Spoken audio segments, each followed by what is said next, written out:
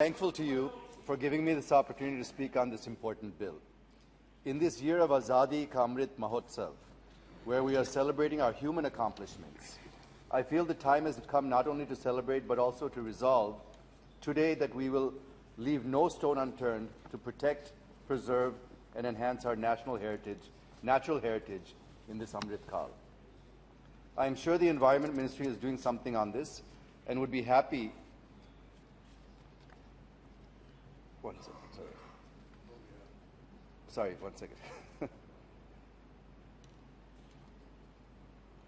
And would be happy if the Honourable Minister shares with this House what his ministry is doing to protect, preserve and enhance our natural heritage, biodiversity, and what plans it has for these in this Amrit Kal. Sir, the House should feel proud, rather the entire country should feel proud, that in spite of India having just 2.4% of the world's landmass, we are contributing more than 8% to the world's biodiversity. India has more than 90,000 varieties of fauna, 45,500 of flora, and home to 4 out of 35 world biodiversity hotspots.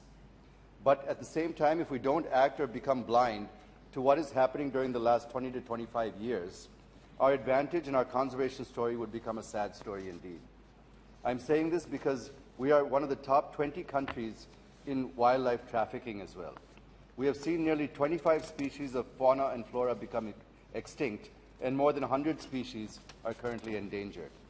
With these preliminary submissions, since time at my disposal is very limited, I wish to directly come to the bill and share my views with the hope that the Honourable Minister would peruse them and take remedial measures.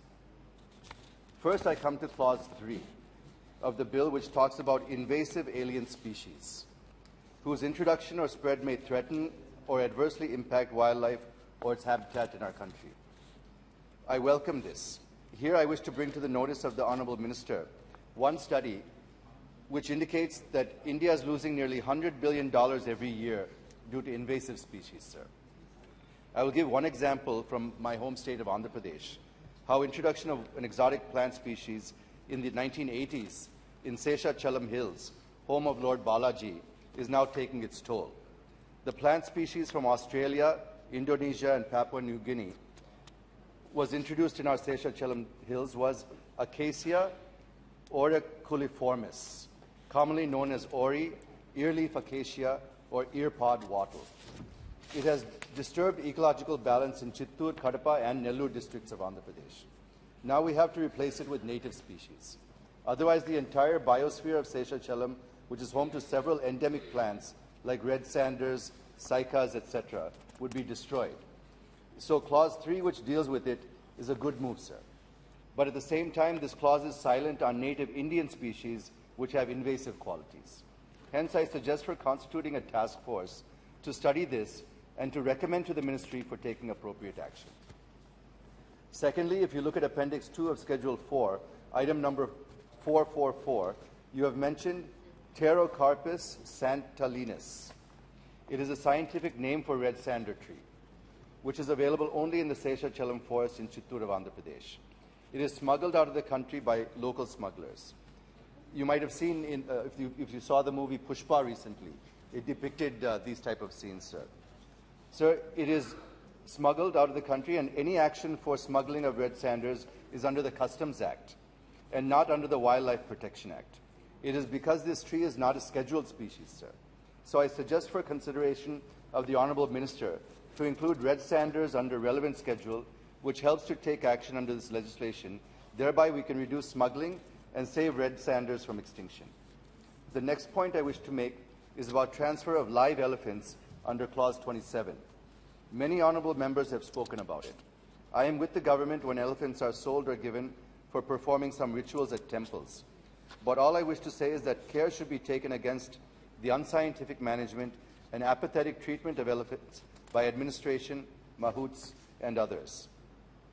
I am worried because 29 captive elephants died in 2021, and in 6 months of this year, 3 elephants have died in captivity. I suggest that the government should issue strict guidelines and also create some inspection mechanism for regular checks and taking punitive action for any violation of those guidelines. Now I come to Clause 62 of the bill, which empowers the Government of India to declare any animal as vermin, as the Honourable just mentioned a while ago. Sir, we call vermin as nuisance animals, as they destroy our crops, kill livestock, and spread diseases. It does not mean that we kill them left and right. Nothing has been mentioned in the clause on the process to be followed to identify which animals are vermin.